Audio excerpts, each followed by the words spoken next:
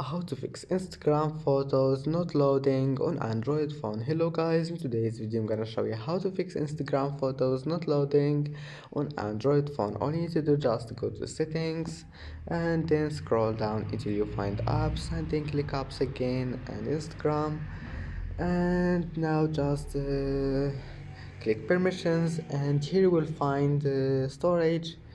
Click allow and then go back. Data usage, enable all of those here: Wi-Fi, background data, roaming data, and then go to storage, clear cache, and then click force stop here.